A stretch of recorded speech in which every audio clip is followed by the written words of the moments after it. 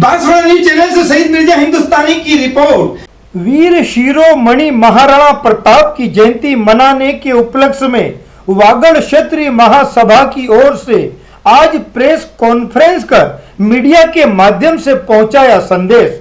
वागड़ क्षेत्रीय महासभा अध्यक्ष राजेंद्र सिंह आनंदपुरी बांसवाड़ा ने इन्होंने सर्व समाज से अनुरोध किया कि बांसवाड़ा में भी 22 मई 2023 को सर्वधर्म समाज के लोग पधारें। साथ ही कहा कि महाराणा प्रताप क्षत्रियों के लिए नहीं लड़े, वे मातृभूमि के लिए लड़े हैं। अगर वो चाहते तो जिंदगी आराम से गुजारते, अकबर से बिना लड़े।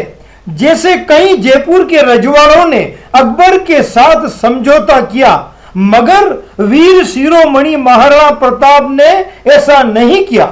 साथ ही ये भी कहा कि महाराणा प्रताप की जयंती पर राष्ट्रीय अवकाश घोषित करना चाहिए केंद्र सरकार को भी। सुनते हैं इन्हीं की जुबानी। जहाँ तक महाराणा प्रताप के बारे में तो मैं ज़्यादा बोलना नहीं चाहूँगा, क्योंकि ये सब आप लोगों के उनके बारे में पता है। उन्होंने पूरी अपनी ज़िंदगी जो है इसी मातृभूमि के लिए अर्पित की। और अगर वो सिर्फ क्षत्रिय समाज की बात होती तो बहुत आराम से अपनी ज़िंदगी निकाल सकते थे। जैसे कई दूसरे रजवाड़े हैं, जयपुर के हैं, उन्होंने अकबर के साथ एक समझौता किया और आज की तारीख में भी जयपुर सबसे बड़ा रजवाड़ा है, राजस्थान में भी और शायद हिंदुस्तान में भी उन्हीं की गिनती में आता है। और उदयपुर उससे भी बड़ा बन जाता अगर उन्होंने जरा भी उसके अंदर में अकबर के साथ एक तालमेल मिला लिया होता। और वो तो उनको करीब करीब आधा साम्राज्य उनको देने को तैयार थे, जब उन्होंने देखा कि महाराणा प्रताप जो है कभी झुकने वाले नहीं हैं। तो यही चीज़ सबको सामने रखते हुए मेरा मानना है कि ये उत्तर भारत में और वैसे तो पूरे भारत में जिस तरह से दक्षिण भारत में और पश्चिम भारत के अंदर में शिवाजी का नाम है और उनका आदर सम्मान है, सभी जाति उसको अपना मानते हैं, वैसे ही हम लोग को राजस्थान में ही नहीं उत्तर भारत में और पूरे हिंदुस्तान के अंदर में महाराणा प्रताप को भी वही जगह देनी चाहिए। बल्कि विश्व में कई देश हैं जो कि दे रहे हैं। वियतनाम की जो प्रधानमंत्री आए थे, उन्होंने आकर के यहाँ की मिट्टी ले करके वो गए कि भाई ऐसी कैसी मिट्टी से महाराणा प्रताप पैदा हुए। वही अमेरिका की जो राष्ट्रपति हैं, उनकी माता का भी यही एक विचार था। तो हम तो इसी इलाके में हैं, महाराणा प्रताप ने इसी इलाके से के अंदर में अपना संघर्ष किया था, तो हमें इसको पूरी भव्य रूप को लेकर के करना उचित होगा। बिल्कुल बिल्कुल संख्या बल उसी से आएगी कि वो भागीदारी करेंगे। देखिए हमने जब सर्व समाज से बैठक रखी तो वो उनके जो वरिष्ठ और जो पदों पे थे वो पधारे थे। तो उनसे तो हमने यही विनती की भाई आप अपने समाज की भी बैठक रखिए, अपने इलाके के अंदर में जहाँ पे आप विराजमान हैं उधर की भी बैठक रखिए, सभी को आह्वान करिए कि भाई इसके अंदर जुड़े, क्योंकि ये एक अपने देश को, ये अपनी पुरानी जो विरासत है उसको याद दिलाने का एक मौका है। और उसके अंदर में हमारी ज़्यादा से ज़्यादा संख्या रहेगी तो लोगों के ऊपर मैसेज जाएगा कि भाई हमको इस चीज़ को बचा करके रखना है। और अगर हम लोगों ने ये नहीं बचाया और इसका ध्यान नहीं दिया और सब हम लोग अपने एक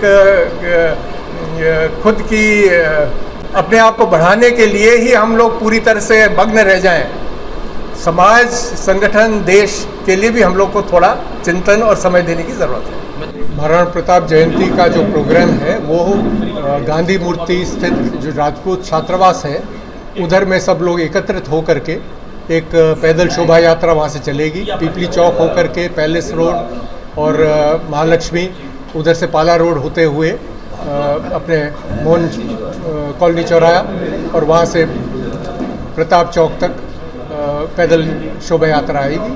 और यहाँ पे वहाँ से 8 बजे निकलने का समय है, हो सकता है 8 और 9 बजे के बीच में वहाँ से निकलेंगे और उम्मीद करते हैं कि 11 बजे हम लोग प्रताप चौक पे पहुँच जाएंगे।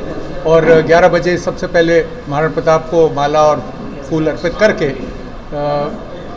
धर्म सभा की जाएगी और जो कि 11 बजे से 1 और 2 बजे तक चलेगी।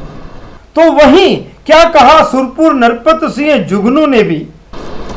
22 तारीख सोमवार को महाराणा प्रताप जयंती का आयोजन सर्व समाज के संयुक्त में रखा जा रहा है। ये एक भव्य आयोजन हो, यही सर्व समाज की सबकी अपेक्षा है।